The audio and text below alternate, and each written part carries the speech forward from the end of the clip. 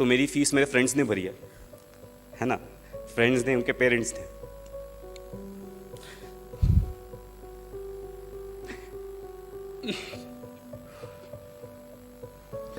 मेरा एक फ्रेंड शायद यहीं बैठा है, अभी आया है, मैसेज आया था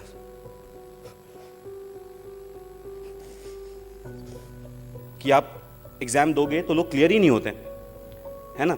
तो इसके लिए आपको लगता है कि कितना भी पढ़ लो आप क्लियर नहीं होगे। 2006 में मैंने 10वीं पूरी की। 21 मार्च को मेरी परीक्षा खत्म हुई थी और 24 मार्च को मेरे पापा की डेथ हो गई। हमारी छोटी सी बाइसिकल रिपेयरिंग की दुकान है।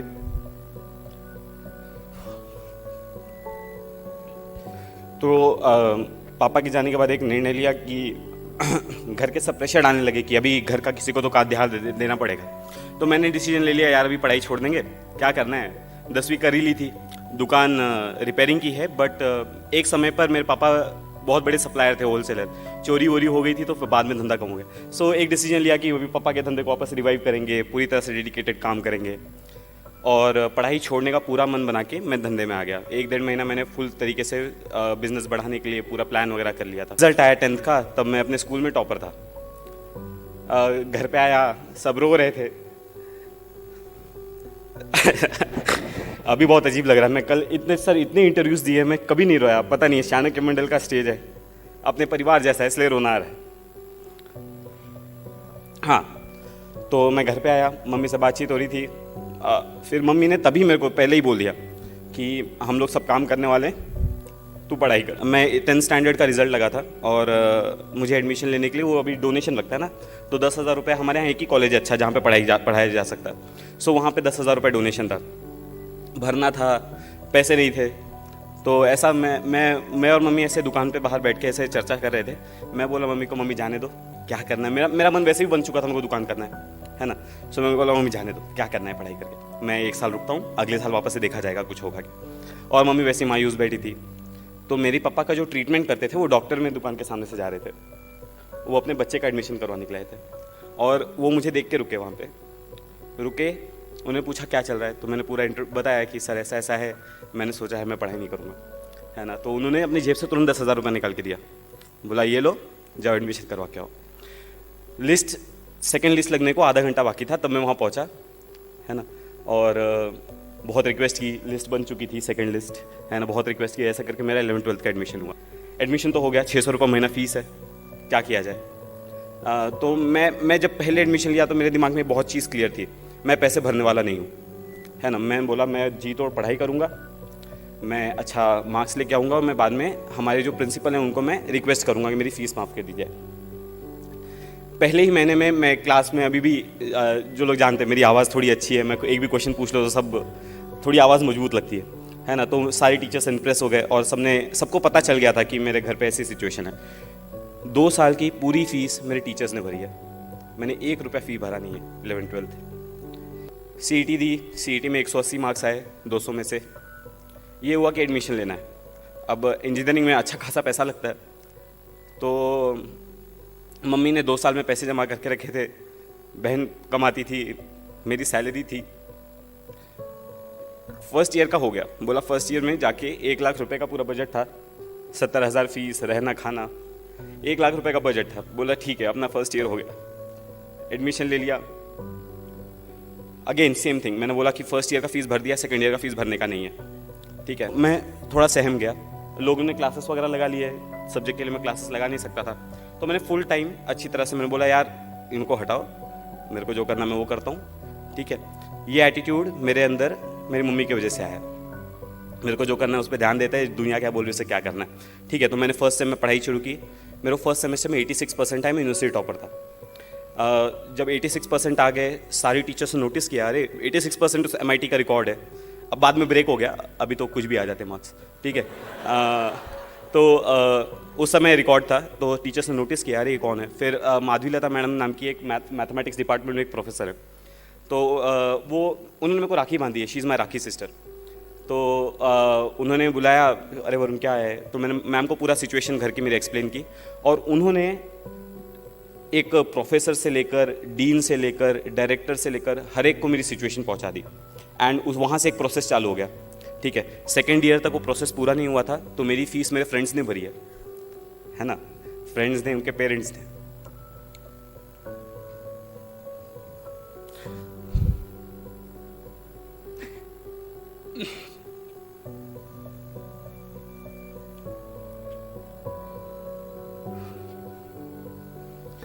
मेरा एक फ्रेंड शायद यहीं बैठा है, भी आया है, मैसेज आया था।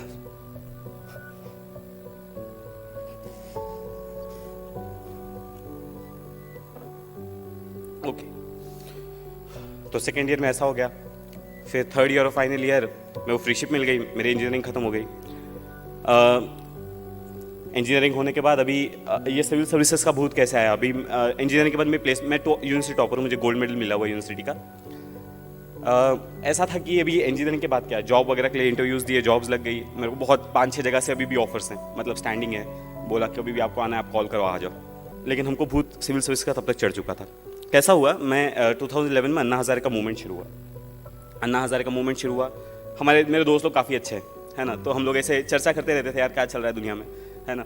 तो ऐसे अन्ना हज़ारे का सारे बोलते थे यंगस्टर्स को आगे आना चाहिए, कुछ तो देश के लिए करना चाहिए। तो हम लोग बोलते हैं यार ये क्या है, कुछ करना चाहिए क्या अपने को, ऐसे, है ना। तो हुआ कि हाँ यार ठीक है, सोचते हैं कुछ करते हैं। तो सबसे पहले सोचा था कि अपने स्टडीज़ से रिलेटेड ही कुछ करेंगे, कुछ अच्छा प्रोजेक्ट बनाएंगे जो सबको हेल्प हो सके। तो बी में प्रोजेक्ट लिया, लेकिन वो सक्सेसफुल नहीं हुआ। तो बोला यार प्रोजेक्ट का तो वाट लग गया, ठीक है। तो हुआ कि और कुछ करते हैं। तो मैंने सबसे पहले मेरे को कॉर्पोरेट सेक्टर में जॉब मिली थी। तो मैंने बोला यार कॉर्पोरेट में नहीं जाते, हमको अपनी टेक्निकली रहना है, हम पब्लिक सेक्टर में जाएंगे। पब्लिक सेक्टर की तैयारी, मतलब गेट वगैरह की, मैंने गेट थर्ड ईयर में दी थी, मेरा रैंक 384 आया। फाइनल ईयर में दी 143 आया। बोला यार अब तो सेट है, IIT मिल रहा है, सब मिल रहा है, किसी भी कंपनी में जॉब मिल जाएगा। ये PSU का जॉब मिल गया, तब मैं कुछ लोगों से मिलने गया, है ना, ऐसे ही चर्चा करते करते। तो उन्होंने बोला यार तू टेक्निकली इतना अच्छा है ना, you are so good, you are so bright, why don't you give IES, engineering services. अब मैंने सिलेबस देखा, बोला यार ये तो अपना ठीक है, हो जाएगा, कोई दिक्कत नहीं। तो इंजीनियरिंग सर्विस की तैयारी शुरू करते हैं। तो अभी तक मेरी ग्रेजुएशन कंप्लीट हो गई थी, ठीक है, मैंने गेट दे दी थी और I was about to take admission. तो मैंने बोला यार इंजीनियरिंग सर्विसेज करते हैं, PSU छोड़। तो मैंने PSU को नहीं लिया, मैंने इंजीनियरिंग सर्विस की तैयारी शुरू की। 3-4 महीना मैंने वो किया, ठीक है। 3-4 महीना वो किया, तब लोगों से बातचीत चालू ही रहती है, आप वैक्यूम में जाके पढ़ाई नहीं शुरू करते, है ना।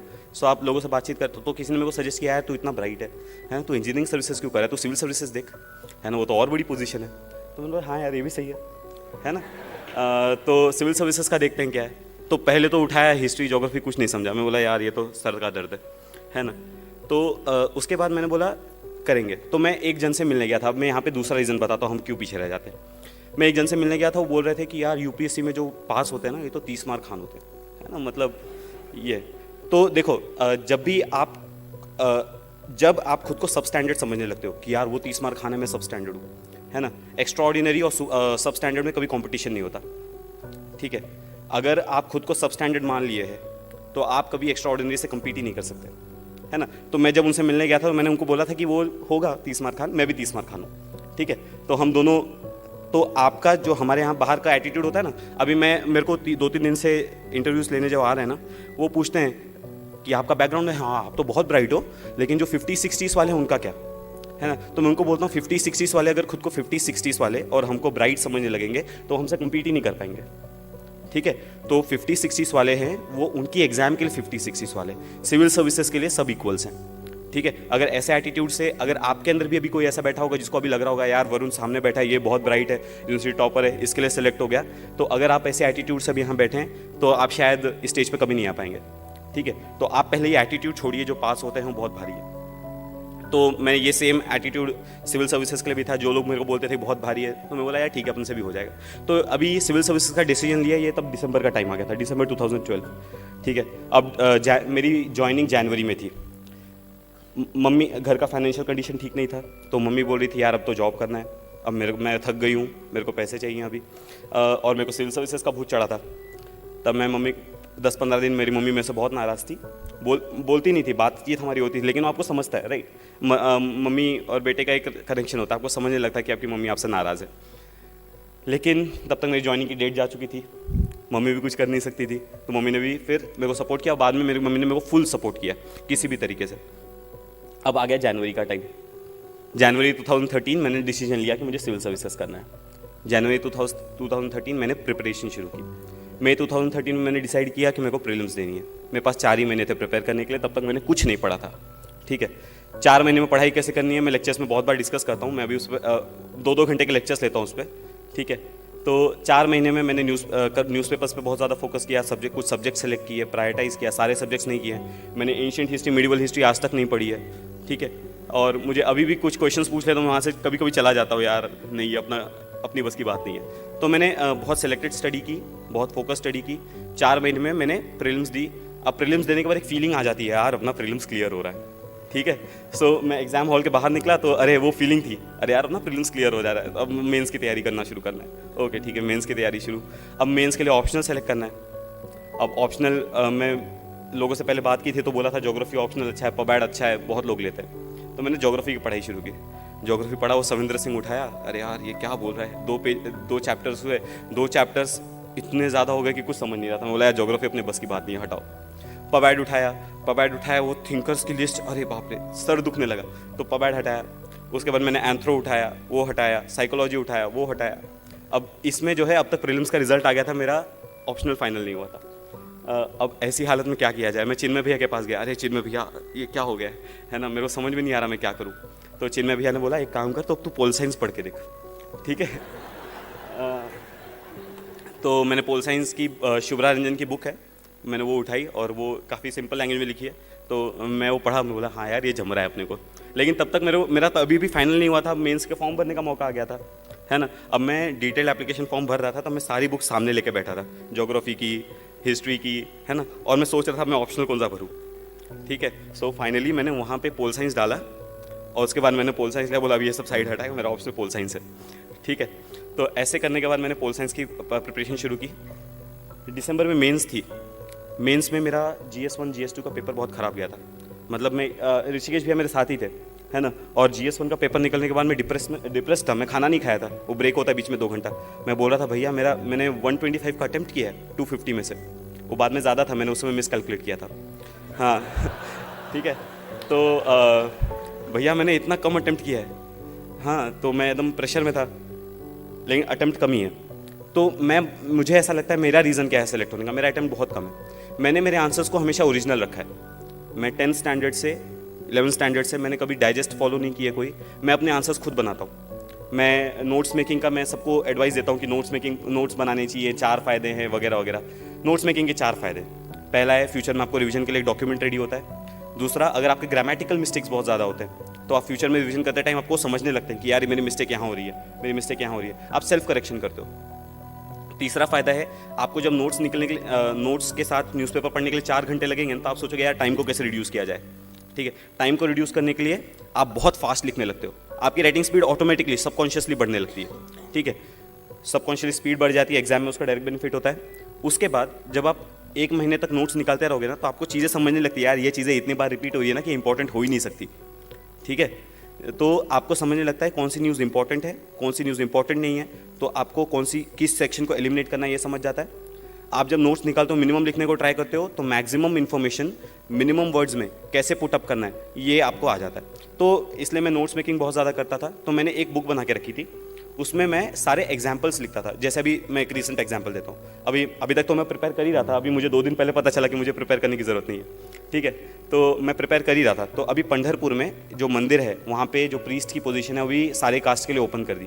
तो अगर आप वो एग्जाम्पल देखें तो हमारी सोसाइटी में से कास्ट डिस्क्रिमिनेशन किस तरह रिसीड हो रहा है, जेंडर डिस्क्रिमिनेशन किस तरह से रिसीड हो रहा है, उसका एग्जाम्पल है। तो मैं अपनी नोटबुक में कैसा लिखता, वो एग्जाम्पल लिखता, उसके बाजू में लिखता था कि this is an example for women empowerment, caste reduction of caste discrimination, religious reforms वगैरह वगैरह।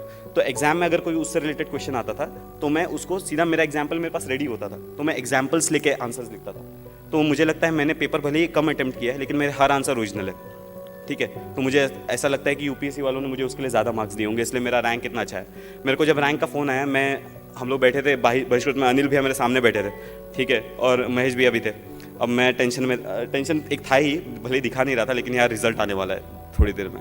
ऊपर गया था पूर्णाताई से बात करके आया था तो और डर लग रहा था, ठीक है। नीचे बैठे थे, रिजल्ट आने वाला, मेरे को चिन्मय भैया का मैसेज आया कॉन्ग्रेचुलेशंस करके। तो मैं चिन्मय भैया को फ़ोन लगाया, भैया आपने रिजल्ट देखा क्या? तो भैया बोले हाँ कॉन्ग्रेचुलेशंस। हाँ तो मैंने पूछा भैया आपने रैंक देखी क्या मेरी कितनी है? तो भैया ने बोला 32। मैं बोला हाँ 32 कितना, 132 232 कितना 32 है ना। सो भैया ने बोला नहीं ओनली 32। मैं बोला अरे बाप रे। तो मुझे पहले तो विश्वास ही नहीं हुआ, अरे यार अपनी ओनली 32 रैंक है। है ना। सो ये विश्वास नहीं हुआ क्योंकि मुझे पता नहीं था कि यूपीएससी आंसर्स कैसे इवैल्यूएट करती है।